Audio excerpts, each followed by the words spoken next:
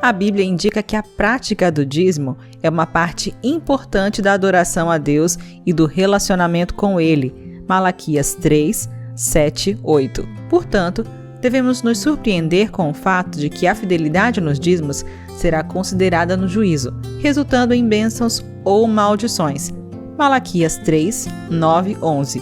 Resultantes do pacto do dízimo.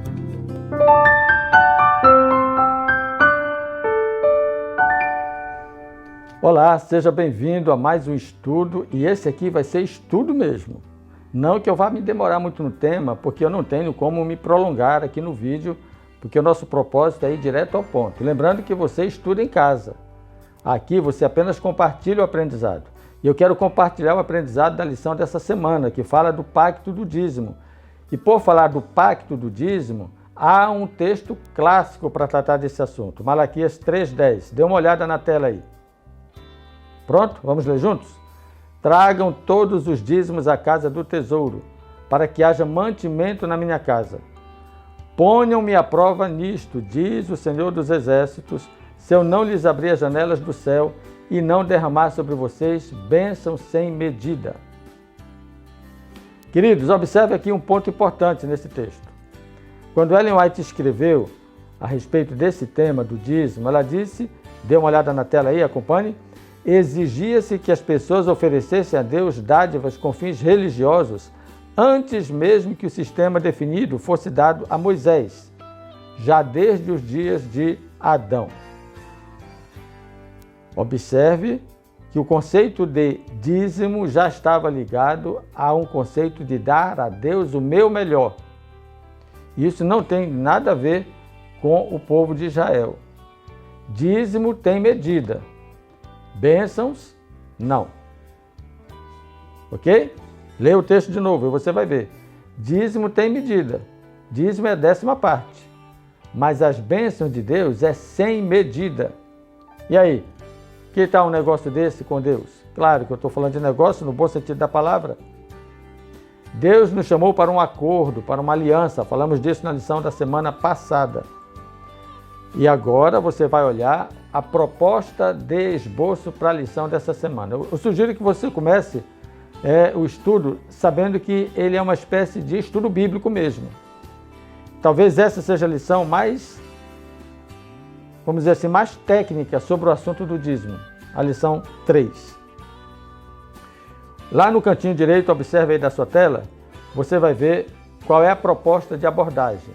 Dízimo, a definição, lição de domingo, o propósito, lição de terça, o cálculo, lição de quarta, onde deposito, lição de segunda-feira, e qual é a minha atitude em relação ao dízimo, lição de quinta-feira. Eu reorganizei a abordagem temática da lição para poder dar um alinhamento na sua fala e na condução do tema da lição dessa semana. Portanto, eu não estou seguindo dia a dia, mas eu estou alternando conforme a abordagem do tema.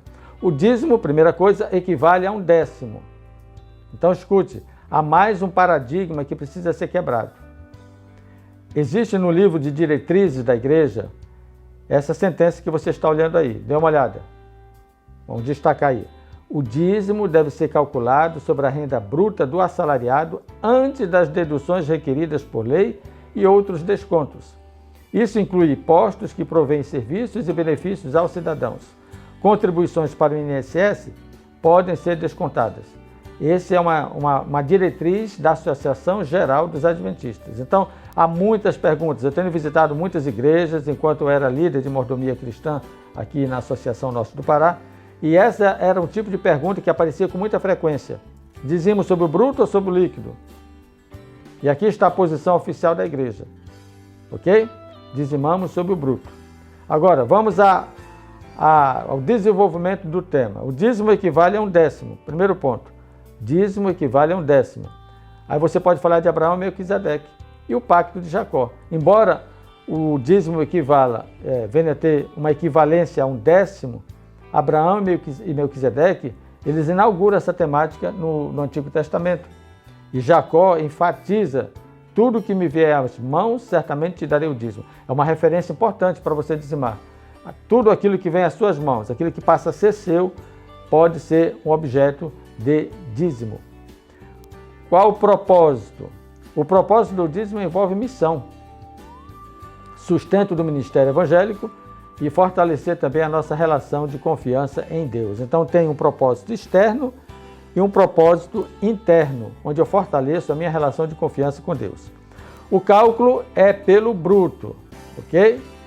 E esse tema que eu li agora há pouco nas diretrizes reforça essa fala que eu acabei de citar. O cálculo é pelo bruto. A história da viúva de Sarepta, você pode explorar esse tema, é uma história interessante e que envolve confiança absoluta em Deus. Onde é que eu devolvo? Onde é que eu deposito o dízimo? A Bíblia sugere devolver na casa do tesouro. E eu sugiro que você revise o tema de Deuteronômio, capítulo 12, versos 5 e 11. Dê uma olhada lá com a sua unidade. Leia o texto na unidade, ok? O lugar para devolver é o lugar escolhido por Deus, não é escolhido por você. Isso aqui é um ponto importante. Ele até equaliza, não importa o tempo que o dízimo foi estabelecido, não importa quantos anos o dízimo existe, o mundo mudou de configuração, os lugares mudaram de formação, até de origem, a arqueologia já busca coisas que nem existem mais, enfim, o cenário mudou. Mas o lugar continua sendo o mesmo. Qual é o lugar, pastor? O lugar escolhido por Deus. Então leia esse texto de Deuteronômio, que ele é muito importante para você entender. E finalmente, devolva seu dízimo com honestidade e fidelidade. Lembre-se, honestidade é aquilo que os homens veem. Fidelidade é aquilo que somente Deus vê. Ok? Deus vê fidelidade e honestidade. O homem só consegue ver honestidade. Vou dar um exemplo. Alguém que devolve R$100 de dízimo todo mês para um tesoureiro, para alguém que acompanha essa devolução, ele pode dizer assim, esse rapaz é honesto, esse membro é honesto, ele devolve R$100 todo mês. E Deus, o que é que ele pensa sobre mim? Se ele olhar para esse rapaz e disser assim, esse rapaz não é fiel, porque ele devolve 100 de dízimo, e o dízimo dele deveria ser 150. Entenderam? Então uma coisa é eu ser honesto para os homens, outra coisa é eu ser fiel para Deus. Deus sabe quanto eu ganho, quanto eu tenho em minhas mãos e quanto eu deveria devolver de dízimo. O tesoureiro só sabe aquilo que ele recebe, aquilo que você dá.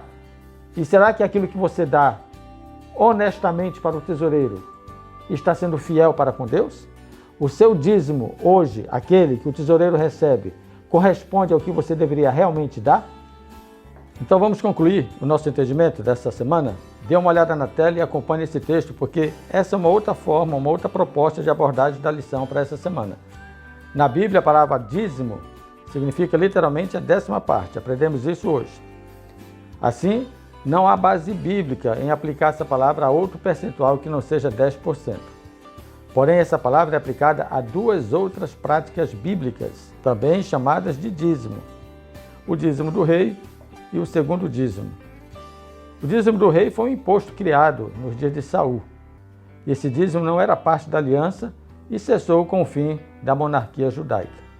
E o segundo dízimo, Ellen White explica isso no capítulo 51 do livro Patriarcas e Profetas, era destinado aos pobres. Esse dízimo cessou com a destruição do templo e da nação de Israel, pois dependia do ciclo de 7 anos, e que somente começou quando entraram na Terra Prometida. Então, isso aqui é apenas um complemento ao estudo. Se você desejar aplicar um pouco mais desse tema à sua unidade, se sobrar um tempinho, você vai mais fundo nessa proposta, ok? Olha, na próxima semana nós vamos falar de ofertas para Jesus.